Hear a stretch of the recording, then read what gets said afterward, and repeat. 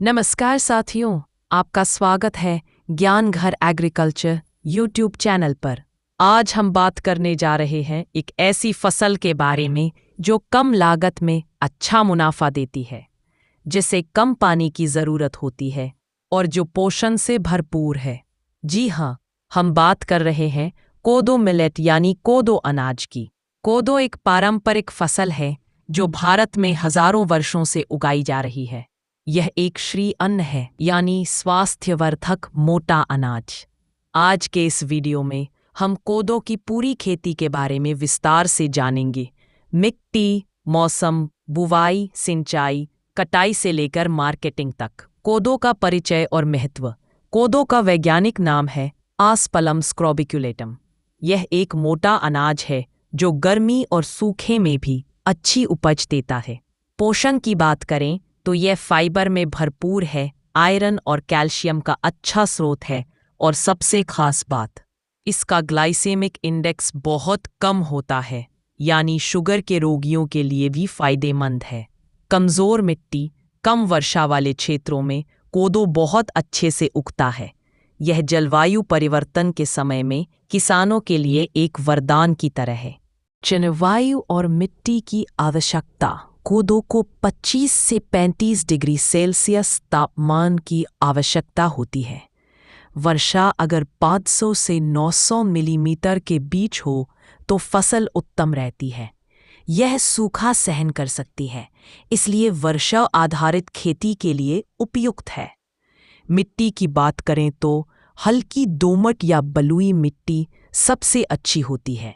PH यानी अम्लीयता 5.5 से 7.5 के बीच होनी चाहिए। जल निकास अच्छा हो तो और बेहतर। भूमि की तैयारी के लिए 1 से 2 बार अच्छी जुताई करें।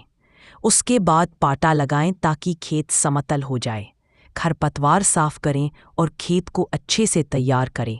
बुवाई से पहले 5 से 10 टन प्रति हेक्टेयर सड़ी हुई गोबर की खाद ज़रूर डालें। अगर खेत दालू है तो मेड़बंदी ज़रूर करें ताकि पानी का बहाव रुके और नमी बनी रहे।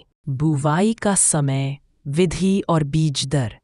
बुवाई का सही समय है जून के अंतिम सप्ताह से जुलाई के मध्य तक।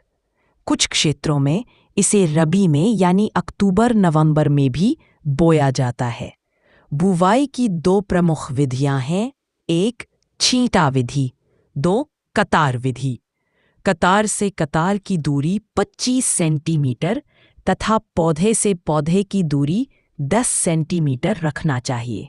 बीज दर 8 से 10 किलो प्रति हेक्टेयर बीज की आवश्यकता होती है।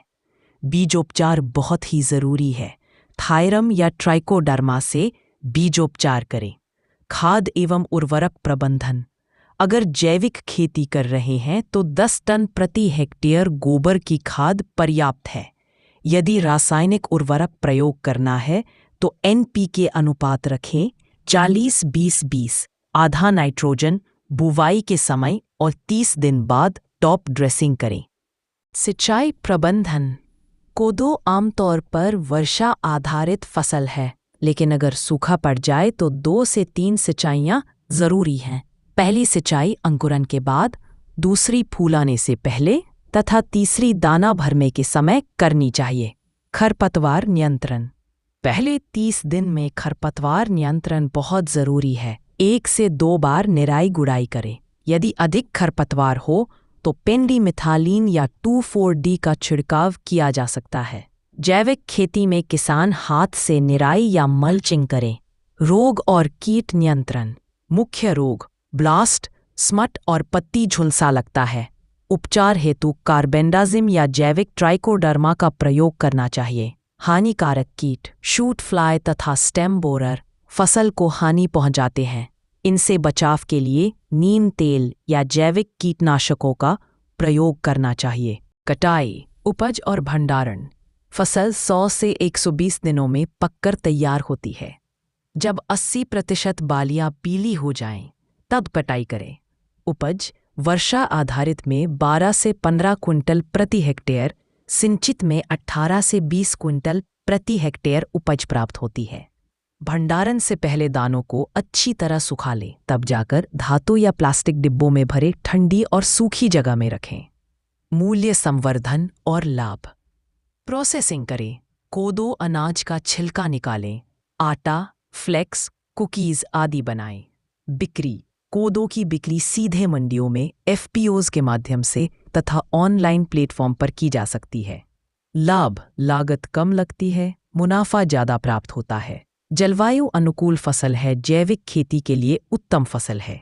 सरकारी योजनाएं। सरकार द्वारा निर्धारित न्यूनतम समर्थन मूल्य एमएसपी। मिलेट मिशन योजना से सरकारी लाभ।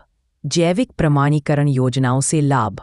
तो दोस्तों, कोदो मिलेट एक ऐसा अनाज है जो स्वास्थ्य भी देता है और समृद्धि भी। कम पानी, कम मेहनत और ज्यादा फायदा, यही इसकी पहचान है। आप भी इसे अपनाएं और एक नई क्रांति की शुरुआत करें। अगर वीडियो पसंद आया हो तो लाइक करें, शेयर करें और सब्सक्राइब करें ज्ञान घर एग्रीकल्चर चैनल को। मिलते हैं अगले वीडियो में इसी तरह के ज्ञानवर्धक विषय के साथ। आपका दिन शुभ हो। धन्यवाद।